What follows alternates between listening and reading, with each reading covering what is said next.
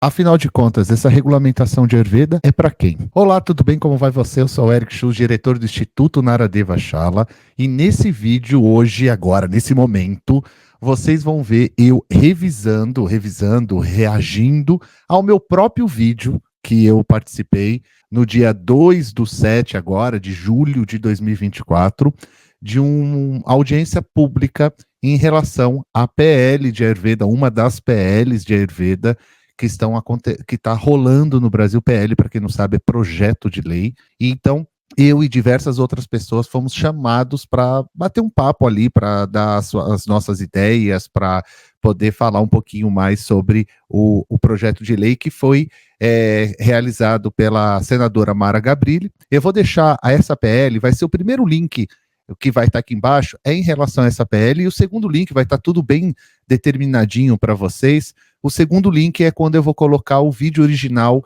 da audiência pública que ficou registrado no YouTube. Eu só vou aqui reagir ao meu vídeo, não vou reagir ao dos demais colegas e dos trabalhadores que ali se apresentaram através dos seus ministérios, mas eu quero focar somente na minha fala, porque a gente, infelizmente, só tem 10 minutos por uma questão de tempo, são muitas pessoas, então a gente tem que reduzir o máximo possível a nossa fala. E eu queria explicar para vocês um pouquinho do que é uma audiência pública. Uma audiência pública é o momento onde a pessoa que criou o projeto, junto com o relator, que é o presidente, e outros, ali a sua equipe, eles começam a chamar publicamente pessoas que são professores, pessoas com renome, professoras, ou que ela conhece de alguma forma, e também dos ministérios, para publicamente estar indo em público, como o nome já diz, falar sobre essa PL. Então, durante uma audiência pública, a gente vê um pouco de tudo, porque essa é a ideia mesmo, né? Então, vão ter pessoas, como vocês podem ver no vídeo original, que vão falar sobre o trabalho do Ayurveda no Brasil, vai mostrar um pouquinho para a população o que o Ayurveda pode abarcar, outros vão falar um pouquinho mais sobre o seu próprio trabalho, porque é um trabalho que a pessoa acha que ela é importante, o que é totalmente normal, todos nós vamos trabalhar assim e está tudo bem. E tem algumas outras pessoas que vão focar mais na PL, outros que vão debater esse ponto, porque, na verdade, essa foi só a primeira audiência. Então, é totalmente normal a gente ver várias visões, vários pontos de vista, pessoas que concordam, pessoas que não concordam. E uma coisa muito importante que eu queria deixar bem clara aqui. Alguém não concordar com algum ponto da PL, ou não concordar com a PL, ou não concordar com um ponto ali descrito, não quer dizer que essa pessoa seja contra a regulamentação. Não existe absolutamente uma coisa nada a ver com outra, sabe? As PLs estão aí justamente para serem discutidas. Como a senadora coloca, esse texto é um start, é um começo. Se você for ver a live original, ela fala, esse é o começo para uma longa discussão em relação a uma regulamentação possível dos profissionais de Ayurveda no Brasil. Entenderam? Então é assim que funciona, e que bom que a gente está tendo audiência pública, porque eu e outros colegas do meio puderam ir lá, dar os seus pontos de vista, falar um pouco dos seus trabalhos, e outros vão estar indo lá também, e aí a equipe da própria senadora, junto com os ministérios ali presentes, eles vão estar recolhendo essas informações, essas sugestões, essas ideias, quem concorda, quem não concorda. Eu mesmo vou mandar um documento para lá, outras pessoas também vão fazer isso, cartas, e aí vai se desenvolvendo o projeto de lei como manda o figurino, né? Assim que é o trâmite do dia a dia. Então, lembrando que tudo que eu vou estar reagindo aqui, o vídeo vai estar na descrição. Então, é muito importante lembrar que o vídeo está na descrição. Então, vamos lá, vamos começar a ouvir um pouquinho. Eu vou estar parando e explicando para vocês alguns pontos da minha fala, mas eu queria que vocês acompanhassem eu aqui na minha fala. Bora lá, então. Eu queria chamar agora o Eric Schultz, diretor do Instituto de Cultura Hindu Naradeva Shala. Por favor, doutor Eric. Boa tarde, senhora senadora Mara Gabrilli. Boa tarde a todos. Lembrando que eu não sou doutor, não, tá? Muito obrigado, senadora, mas eu não sou doutor, não. Fico muito lisonjeado, mas eu não sou doutor, não. Mas bora lá. Todos e todas presentes. É uma grande alegria estar aqui. Muito obrigado pelo convite. Eu, ser bem sincero, eu nunca imaginei que um dia eu poderia estar falando no Senado Federal. E graças ao Ayurveda, ele me trouxe aqui hoje. Isso para mim é uma grande honra. Mostra para nós o poder que essa forma de conhecimento da vida, ele tem sobre nós. Vocês vão perceber aqui que eu vou evitar falar de Ayurveda ligado à medicina, porque, do meu ponto de vista, a Ayurveda não é uma medicina. A Ayurveda é um Shastra que é muito mais complexo do que simplesmente uma medicina, com todo respeito a todas da área de saúde, porque eu não estou falando de medicina, estou falando de um Shastra. Toda vez que eu falo isso em algum lugar, às vezes cria um pouco de confusão na mente das pessoas. Vamos lá, deixa eu explicar melhor o que é isso. A Ayurveda não é uma medicina. Sim, o Ayurveda é um Shastra. Shastra é uma palavra que a gente poderia traduzir para o português de uma forma bem livre como um corpo de conhecimento. Tá claro? Então, o Ayurveda, ele também é o que nós chamamos na modernidade de medicina. Mas o Ayurveda não é só isso. O Ayurveda, ele não é uma profissão que se substitui outra ou que recebe o nome de outra profissão. O Ayurveda é uma própria profissão. Quando você estuda Ayurveda, você se torna um profissional de Ayurveda. E o Ayurveda é um sistema de ensinar as pessoas, dentro da área da saúde, da área da educação, a como viver melhor. Então eu não posso simplesmente, num momento como esse do Senado Federal, falar em Ayurveda como medicina, porque o Ayurveda não é. A partir desse momento, todo mundo vai entender que a gente está falando da mesma medicina, e eu não vou estar falando da mesma medicina. Eu estou falando de Ayurveda. Por isso que eu chamo de Ayurveda sendo um Shastra, mas ele continua sendo da área de saúde, e eu ouso dizer que o Ayurveda também é da área de cultura, da área de educação, como de diversas outras áreas. Por isso que ele é um corpo de conhecimento. Ele, por si mesmo, é um corpo de conhecimento. Bora lá. Primeiro eu queria me apresentar, porque muita gente talvez não me conheça. Eu sou um terapeuta Ayurveda, com formação em Ayurveda no Brasil e em alguns países, e não tenho nenhuma formação na área de saúde. Talvez eu seja a única pessoa aqui somente com formação em Ayurveda, talvez o Fernando ou mais alguém. Infelizmente, na próxima lista também tem pouquíssimas pessoas. Senadora, chame mais terapeutas que sejam só terapeutas, que não estejam também ligados à área de saúde, para representar mais terapeutas só formados em terapeutas. A gente precisa de mais pessoas assim. Eu sei que essa é só uma primeira audiência, a gente espero que tenhamos muito mais audiências com muito mais pessoas, mas sabe como é, né? A gente sempre vai pedir para mais pessoas virem falar também da nossa área. Eu fico muito feliz de estar aqui. Então, só para complementar essa questão, é uma coisa que eu sempre sinto em todos os debates onde eu sou convidado em relação à regulamentação, que tem muitos profissionais de Ayurveda, todos estudaram Ayurveda, que sempre estão presentes, é claro, mas sempre que a gente vai fazer uma discussão, a gente tenta enxergar naquelas pessoas que foram convidadas se a gente possui pares, né? Então, para entender a representatividade naquele momento. Então, por exemplo, da mesma forma que eu sinto uma pouca representatividade de pessoas negras, de mulheres, na representatividade dos principais escolas, professores, professoras sendo chamados, eu também sinto muitas vezes uma necessidade de uma representatividade maior de pessoas que são só terapeutas, porque a gente tem ali enfermeiros que trabalham com Ayurveda, médicos que estudam Ayurveda, psicólogos que estudam Ayurveda, educadores físicos que estudam Ayurveda, nutricionistas que estudam Ayurveda, fisioterapeutas que estudam Ayurveda, e assim sucessivamente. E a gente vai ter várias áreas assim.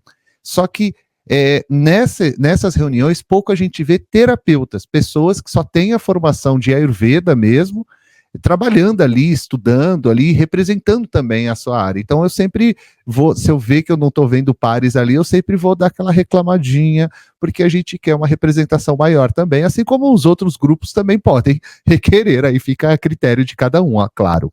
Eu sou diretor do Instituto Naradeva Shala, que esse ano completa 30 anos de prática de divulgação da cultura védica, hindu e tântrica no Brasil. Isso começou com a minha mãe. Agradeço muito ela é a minha grande mentora e é uma pessoa que sempre está do meu lado, me ensinando desde o momento que eu nasci. Como diz na cultura védica, o nosso primeiro guru, o nosso primeiro professor, são sempre os nossos pais. É minha mãe, eu tenho muito carinho por ela e por isso que eu deixo aqui também esse marco. Registrado. Bom, eu não tive nenhum envolvimento no desenvolvimento dessa PL, então pode ser que, claro, eu tenha alguma indagação, alguma colocação que não faça sentido, mas eu creio que seja totalmente normal isso aqui, né, durante essa primeira audiência. Senador, eu queria fazer uma pergunta para a senhora, obviamente não precisa responder agora, responda depois, que talvez seja algo que muita gente está com dúvida, e eu também, muitas pessoas aqui. Conta para todo mundo depois como surgiu essa ideia da PL. Eu sei que a senhora colocou ali antes, que foi uma homenagem, mas quem surgiu essa ideia? Quem são as pessoas que deram as ideias? Não é um problema isso, a gente sabe que isso é normal, né? Nas outras PLs, eu participei de uma, teve outras que eu não participei, teve outras que outros grupos participaram, e isso foi uma colocação que muitos alunos, muitas pessoas vieram fazer para mim, o que é totalmente normal, creio eu, que quem é, né? Quem é essa PL e tudo mais. Eu entendo todos os trâmites, entendo o trâmite que os políticos têm que ter acesso à população e a população tem que buscar seus direitos, é assim mesmo, eu entendo isso. Quanto mais PLs de Ayurveda, eu entendo que seja melhor, para ter uma melhor discussão sobre o Ayurveda, mas eu peço que a senhora, por favor, de repente as pessoas estão com essa dúvida ainda, eu estou trazendo uma dúvida das pessoas, tá? Porque eu acho que a gente representa um pouco isso aqui também, e eu conversei com muitas pessoas antes de vir, principalmente alunos, pessoas que não teriam esse acesso aqui agora. Essa pergunta que eu fiz para a senadora foi uma pergunta que muito foi me feita por alunos e pessoas em geral. Ela já tinha explicado no começo da apresentação, ela já tinha dado uma breve explicação sobre esse assunto, e no blog do site dela também está lá, eu vou deixar o link aqui embaixo para vocês verem. E no final desse vídeo, eu deixei ela no final da minha fala, ela explica para nós exatamente da onde surgiu tudo isso, e para você que tem essa dúvida, que mandou mensagem para mim, vocês alunos, alunas, a minha ideia desse vídeo aqui é esclarecer e deixar mais claro para vocês também, e que você, trabalhador, você que tem acesso, você que trabalha a Ayurveda, que tem acesso a isso, é por isso que eu estou fazendo isso daqui, tá bom? Bora lá. Em relação à PL, eu vou focar somente na PL, porque eu queria que... Lembrando também, pessoal, você aí que quer ver essa live inteira, aqui embaixo tá o link, assista a live inteira lá também, assista os outros colegas da área, assista os profissionais de Ayurveda, os profissionais dos ministérios, é muito importante vocês participarem, tá bom? Colegas aqui já falaram da história do Ayurveda, para que serve o Ayurveda e tudo mais, então eu vou focar só na PL. O primeiro ponto que eu gostaria de falar que é a questão da divisão dos 3 grupos em formação, que eu acho totalmente normal, porque é mais ou menos isso que existe em todos os países. Se a gente vê no Brasil, a gente tem técnico, tecnólogo, bacharelado e assim sucessivamente. Mas isso muito me espantou, porque não é a realidade do nosso Brasil e não é a realidade dos profissionais de Ayurveda que a gente tem hoje em território nacional, que é isso que é o meu foco 100% sempre, o que a gente tem hoje de realidade.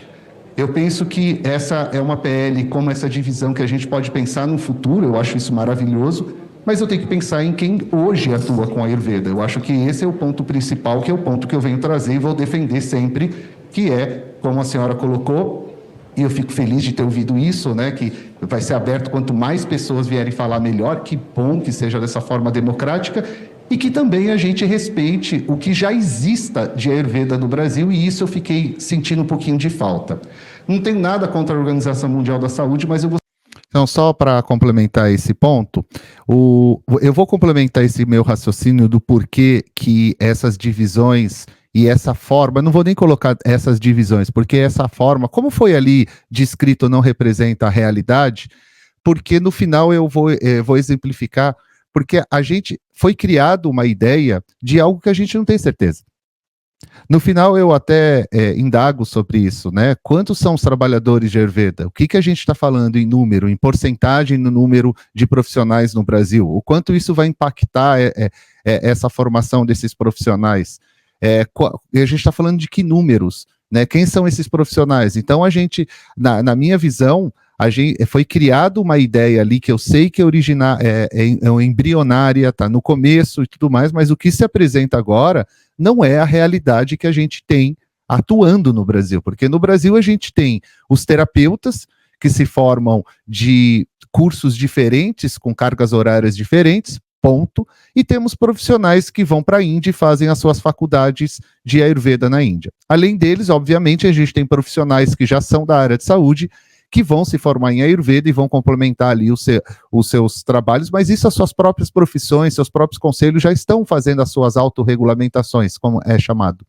Então a gente está discutindo aqui uma realidade que no documento a gente não enxerga. A gente enxerga no documento uma ideia utópica que eu também gostaria de ter no Brasil, de formações lindas, maravilhosas, né, 3 classes, etc. Espero que a gente possa ter em algum momento, mas eu tenho que pensar como diretor de uma escola, como professor, como aluno, como profissional de Ayurveda, e entender que é um processo isso acontecer. E o meu maior receio é a gente criar realmente essas divisões sem ter um levantamento preciso e ter esses detalhes nas mãos. A gente pode estar cometendo um grande erro que vai ocasionar até em problemas mais graves no futuro, que eu até comento daqui um pouquinho sobre isso. Bora lá, então. Gostaria de fazer uma colocação aqui para complementar e deixar gravado. Lembremos que esse documento que foi citado pela nobre senadora Mara Gabrilli, que foi baseado essa PL, o primeiro documento que foi feito pela OMS, se eu não me engano, foi em 2010, e em 2022 eles fizeram o segundo documento, se eu não me engano. Lembremos que esse documento ele foi redigido após a Organização Mundial da Saúde criar na cidade de no estado de Gujarat, Establish the Global Center of Traditional Medicine in India. Isso que eu estou querendo colocar aqui para vocês foi uma parceria entre o Ministério do Ayush na Índia com a Organização Mundial da Saúde, e é aí que surgiu esse documento. Por que eu estou falando isso? Porque se a gente está realmente querendo se basear em sistemas internacionais, entender como funciona as várias regras mundiais, entender também a experiência desses profissionais, trazer para o Brasil e adaptar a nossa realidade, que eu entendo que é assim que deve ser feito, a gente também tem aí um caminho bem longo, como o próprio Ministério do Ayush nos mostra, até em parcerias com a Organização Mundial da Saúde, até para entender melhor o que está acontecendo já nesse departamento, não sei como chamar esse local, esse centro global que eles montaram na Índia, para a gente poder aprender também com eles. Então, eu gostaria de deixar isso aqui colocado. E essa questão da divisão, Então, pessoal, aqui é um ponto muitíssimo interessante, que é o seguinte. Na Índia, para quem não conhece, vou explicar um pouquinho para vocês. A Índia, cada país ele tem a sua autonomia e trabalha de forma totalmente autônoma aos outros países. Então, nenhum país se mete, obviamente, nas regras do outro país, tá? Então, o que acontece na Índia não tem nada a ver com o que acontece no Brasil. Pode ter coisas semelhantes, ideias semelhantes no seu desenvolvimento, mas eles têm as regras deles, a gente tem as nossas regras, ninguém se mete, tá todo mundo bem e assim todo mundo se vive. A gente vai o quê? A gente vai tentar sempre olhar eles que têm mais experiência e aprender com isso e adaptar aqui a nossa realidade. Então, só para explicar para vocês o que acontece. Na Índia, dentro do Ministério da Saúde, já desde a década de 70, década de 80, já vem sendo desenvolvido as secretarias e os centros de pesquisa dentro do Ministério da Saúde em relação ao Ayurveda. Esse departamento sempre foi chamado de Ayush. Ayush é uma sigla que significa Ayurveda, Yoga, Unani, Siddha e Homeopatia, que são os sistemas tradicionais que esse departamento dentro do Ministério da Saúde ele era responsável até 2014. Em 2014, com a entrada na Índia do primeiro-ministro Narendra Modi, que está até hoje como primeiro-ministro, ele transformou esse departamento dentro do Ministério da Saúde como um ministério. Então, a Índia hoje é o primeiro país do mundo que tem um ministério só responsável pelas práticas, o que nós chamamos de práticas integrativas e o que eles lá chamam de práticas tradicionais. Beleza? Só para vocês entenderem. Então, com isso, o que acontece? Em parceria com a Organização Mundial da Saúde, o Ayurveda, com o departamento do Ayush e depois o Ministério da Ayush, em 2010, eles já tinham criado um documento onde eles estabeleceriam, entre aspas, um guia, uma forma, uma ideia de como é a melhor forma de se trabalhar com a Ayurveda em países internacionais. Isso quer dizer o quê? A Organização Mundial da Saúde ela nos dá um guia, nos dá uma possibilidade, de acordo com as pesquisas e outras questões que eles desenvolvem dentro da Organização Mundial da Saúde. E aí, cada país ele vai usar aquilo ali como referência ou não, se adaptando às realidades do seu país, obviamente. O que acontece, que eu vou mostrar para vocês agora para vocês, em 2022, a Organização Mundial da Saúde fez uma parceria com a Ayush, maravilhosa parceria, por sinal, que eles estabeleceram o primeiro centro de pesquisa de práticas tradicionais, e isso é na Índia. E a partir daí começou o próprio documento de guia, vou chamar como um guia, né, o que nos dá uma ideia, nos dá possibilidades, nos dá direções de como desenvolver o Ayurveda.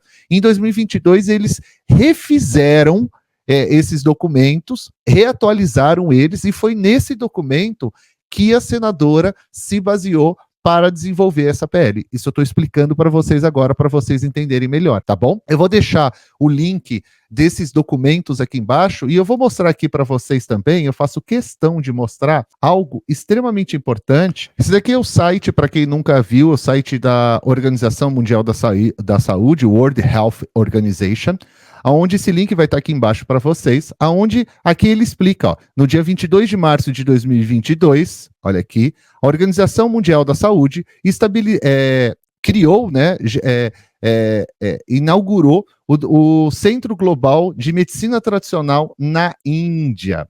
E é muito interessante vocês terem acesso a esse material e para entenderem um pouco melhor, não está entrando a tradução aqui, infelizmente. Então eu vou colocar em espanhol mesmo, porque é mais fácil ainda para a gente poder entender.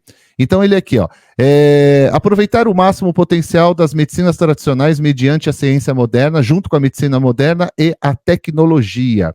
Aí eles vão explicando, né? A Organização Mundial da Saúde e o governo da Índia têm firmado um acordo, tem registrado um acordo para criar o Centro Mundial de Medicina Tradicional da Organização Mundial da Saúde. O objetivo desse Centro Mundial de Conhecimento dedicado à medicina tradicional, e aí eles vão explicando tudo. Eu vou deixar o link aqui embaixo, porque a minha ideia em mostrar isso para vocês é dar ainda mais material, referências, até para os próprios senadores, etc., do que está acontecendo na Índia também. Porque o que eu penso e qual é a minha ideia? Se nós estamos querendo usar o material da Organização Mundial da Saúde como referência, o que é excelente, sem sombra de dúvida, a Organização Mundial da Saúde é a nossa grande referência em saúde no mundo, nós precisamos entender que eles também têm outros centros de pesquisa, como é esse grupo que já existe na Índia, e a gente poderia entrar em contato com eles e, através deles, terem um real contato e entender melhor o que eles estão prevendo com esses guias, etc. e tal, porque, obviamente, muita coisa do que é recomendado para nós aqui nesse material, a gente... eu vou mostrar qual é o material para vocês. Se vocês entrarem no próprio site da Organização Mundial da Saúde e na pesquisa colocar Ayurveda, como eu coloquei aqui, vocês vão ter aqui, ó, o primeiro que aparece, ó, WHO, né, que é a Organização Mundial da Saúde, Benchmarks for the Practice of Ayurveda. Isso quer dizer, isso daqui seria o guia, uma espécie de um guia de como é a prática do Ayurveda, aqui, ó, Standard of Terminology, tá vendo? Eles estão criando tudo a partir de 2022. Olha aqui, ó. Vocês podem ver? Tem tudo bem detalhado. Esse daqui é um outro guia, né, do training. Aqui ele está falando do centro, né, lá. Olha esse daqui. Esse aqui é o primeiro guia que foi criado em 2010. Perfeito? E aqui embaixo, olha só. Dia 25 de março de 2022, a Organização Mundial da Saúde estabilizou, né, criou o Global Center for Traditional Medicine em Índia. Então, nesses links que eu estou passando para vocês, vocês vão ter todas as informações necessárias para que vocês possam entender um pouco melhor da onde está vindo esse material que foi usado como referência e como vocês utilizarem isso, caso vocês queiram estudar um pouco mais. Vamos continuar da onde a gente parou? Vamos lá. Com medo e receio, eu queria deixar isso com todo o coração aberto. Eu entendo que em algum momento, no desenvolvimento das profissões do Brasil, a gente vai ter algumas classificações, isso é natural no desenvolvimento de qualquer profissão. Mas eu entendo que ainda não está na hora. A gente tem que esperar também os momentos específicos do desenvolvimento das profissões. A gente pode dar um pulo muito alto e isso pode gerar problemas até para nós que já somos profissionais. É essa a minha grande preocupação, sabe? E, então, eu queria deixar esse ponto de vista em relação a esse desenvolvimento para a gente tentar focar mais na nossa conversa no que já existe no Brasil. Eu sinto um pouco no nosso papo que a gente está conversando de algo que não é a gente está conversando do aqui e agora. Quem é o nosso terapeuta? Quem é o número de pessoas? A gente não tem um número de quantos profissionais trabalham com a Ayurveda no Brasil, um número exato.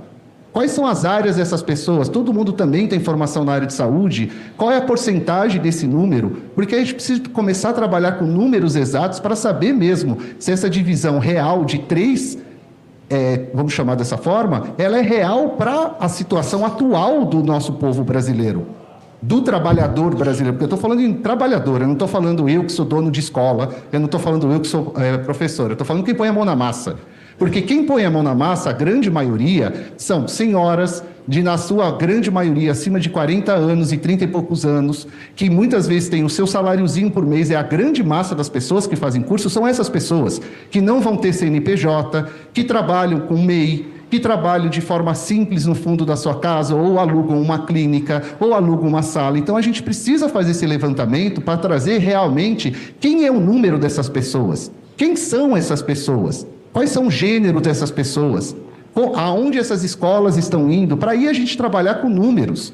E eu queria fazer uma sugestão. Assim como então, antes de eu falar um pouquinho sobre a minha sugestão ao projeto de lei, o que eu queria explicar aqui para vocês é que, sem dados, a gente está falando de algo totalmente no escuro. A gente não está falando de algo real. A gente não tem, ou se você tiver, alguém tiver esses dados, me mande, porque eu também quero, porque eu não estou vendo esses dados. Não foi apresentado em nenhum momento. Eu gostaria muito, eu não tenho como fazer o levantamento desses dados, né? Da onde eu vou tirar esse levantamento. Mas é importante a gente para saber se realmente vai ser divisão de 3, de 2, de 1, de quanto, de carga horária, de como vai ser bom isso para a área, e para ver se realmente vale a pena. Porque eu estou me baseando também na mesma fala que teve se eu não me engano, o nome dele é Paulo, do Ministério da Saúde e Educação, que ele falou alguma coisa, ele falou alguns minutos, muito boa a fala dele, que ele explica que o próprio governo hoje no Brasil, que a gente bate sempre nessa tecla, tem que pensar também se ele tem possibilidades de regulamentar mais uma profissão, o que isso acarreta, o que isso leva, né? O que ele fala também, uma questão que a minha amiga Noeli e outros amigos aí estão falando há muito tempo já, sobre a questão de reserva de mercado, que tem que tomar muito cuidado de como se constrói isso, porque pode se construir dentro de uma reserva de mercado, e foi falado, sabe, é meio chato falar isso aqui novamente, porque precisa vir uma pessoa do Ministério da Saúde, especialista na sua área, para falar, enquanto tinha uma galera do nosso meio já falando sobre isso. Então a gente precisa ouvir também as pessoas do nosso meio. Tem gente já trabalhando aí há muitas décadas e já avisando que a regulamentação um dia vai acontecer e principalmente ela tem que seguir a natureza, né? O que está acontecendo agora, o que a gente tem de realidade no nosso país. Não que um dia a gente vai ter. Esse é o ponto principal. Bora lá. Uma sugestão, assim como já foi feito anteriormente, que é criar alguma forma de comissão, algum grupo, que já foi até dado uma sugestão pelo José Ruguet aqui, e não sei se a própria senadora falou, né, que é difícil fazer isso, mas só com o Ministério da Saúde, porque aí eu queria chegar nesse ponto.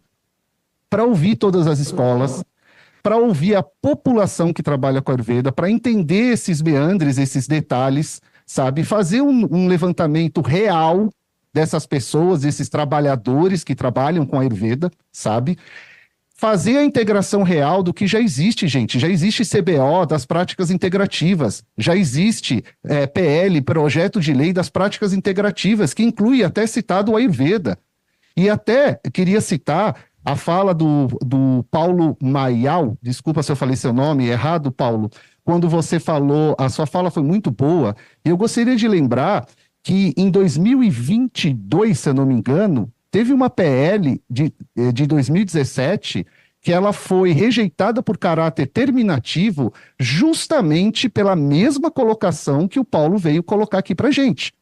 Não sei se vocês conhecem, é a PL 174 de 2017, que regulamenta o exercício da profissão do terapeuta naturista. Estou dando um exemplo para vocês, porque quando ele falou isso, eu lembrei automaticamente que tem, né, que a gente está pesquisando, estamos tentando analisar e entender como funciona tudo isso, sabe? E eu queria lembrar mais um ponto antes de finalizar a minha fala. 15 segundos. Ótimo, já estou... Então, nesse ponto aqui, eu vou deixar aqui embaixo qual é essa PL que foi citada por mim, e eu recomendaria que você fosse no vídeo original e assistisse a fala do Paulo. Desse rapaz, eu não conhecia ele, do Ministério da Saúde, onde ele explica, ele usa as palavras dele para explicar algumas problemáticas que essa PL poderia ter. E imediatamente, quando na fala dele, eu lembrei dessa PL que chama PL 174 de 2017, que regulamenta o exercício da profissão do terapeuta naturista, o link está aqui embaixo, e as mesmas palavras que ele usou foram as palavras que automaticamente está aqui, que eles é colocado assim entre aspas, ó. A proliferação da regulamentação profissional deve ser analisada e reiteramos de forma reservada. A adoção de tais normas pode escamotear tão somente o intuito de criar uma reserva de mercado, que proteja profissionais com alguma formação específica em detrimento da sociedade e da eficiência econômica do mercado de trabalho, ou ainda a tentativa de legitimar por meio de lei, o exercício da profissão cuja eficácia ou base teórica não seja inequivocadamente reconhecida. Aí essa PL foi rejeitada em caráter terminativo. Eu vou deixar o link aqui embaixo para vocês entenderem melhor, mas isso explica um pouco, encaixa um pouco no que foi falado, e é uma preocupação nossa. Veja, a gente também não quer que uma PL caminhe, seja ela qual for, e tenha um problema lá na frente. Porque nós profissionais de Ayurveda, professores de Ayurveda, quem está estudando Ayurveda e sabe e conhece os trâmites e sabe que tudo isso tem que caminhar de forma lenta, gradual, com conversa, com diálogo, a nossa maior preocupação sempre vai ser esse desenvolvimento muito rápido e gerar problemas como uma rejeição muito grande, problemas com conselhos de outras profissões, etc., que é tudo, absolutamente tudo que realmente ninguém quer. Esse é o grande ponto e é o maior cuidado com todos. Vamos para o finalzinho da minha fala e logo depois vai ter a fala da senadora para complementar o vídeo. Em cima do tempo, exatamente. Eu queria lembrar para todos vocês, meus amigos, amigas, colegas de trabalho, senadora e todo mundo aí de todos os ministérios, que o Ayurveda, antes de qualquer coisa, ele é uma cultura.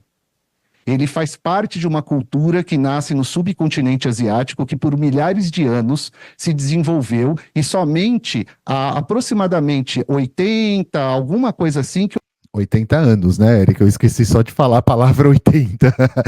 A palavra anos, 80 anos. O Ayurveda começou a ser ensinado como bacharelado também na Índia. Então a gente tem na mão não só um desenvolvimento de uma nova profissão, mas também aproveitar e também temos que respeitar essa cultura que é chamada Ayurveda e da onde ela veio com todos os seus detalhes e desenvolvimento. Muito obrigado pela fala, senadora. Fico muito feliz de estar aqui, viu? Obrigada a você pela fala. Fiquei muito feliz com a sua fala e assim sempre lembrando que a gente está querendo levar o Ayurveda para o SUS. Lembrando que o Ayurveda já está no SUS, tá? Não é para qualquer lugar. Então, acho que a gente vai entender melhor, Eric, quem são as pessoas, quem faz a Ayurveda hoje, quais os tipos, depois que a gente conseguir regulamentar. Eu queria dizer para vocês que a ordem do dia... É essa a minha pergunta que eu vou deixar aqui para vocês. Então, a gente vai regulamentar o Ayurveda para quem? Pensem sobre isso. Abril, eu deveria encerrar, mas como só falta o Fernando Oliveira, que é diretor da Faculdade de Escola de Ayurveda, FAESDA. Vai vir a fala agora, a resposta dela à minha pergunta, tá bom? Se eu tiver que suspender, de repente, é por conta da ordem do dia.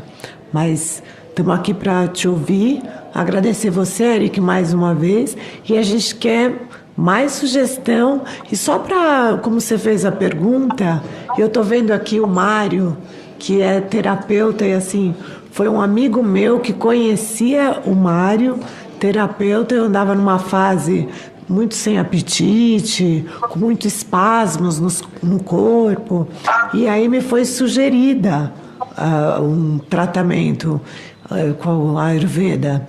E, através do Mário, eu conheci o Dr. Gaurav. E aí eu fiz um tratamento que, assim, ele foi revolucionário para mim. Porque eu tomava muito suplemento nutricional, assim, uns 60 por dia. E quando o Dr. Gaurav me olhou, ele falou assim, nossa, você está inchada. Eu estava retendo muito líquido. Então foi assim um choque de realidade. De repente, eu comecei a comer só planta para fazer uma desintoxicação e fazendo essa dieta. E eu mudei muita coisa na minha vida, inclusive com relação à alimentação, com relação à forma de encarar as coisas. E eu queria que muita gente no Brasil pudesse ter acesso a isso, né? A um chama de tratamento, ou um novo ponto de vista, ou uma nova descoberta das potencialidades do próprio corpo.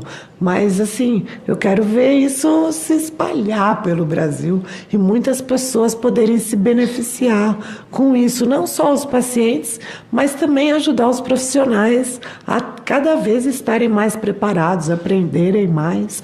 Esse é o nosso objetivo, é o meu. Na verdade, né? Eu tive uma experiência muito boa e eu quero que outros brasileiros tenham também.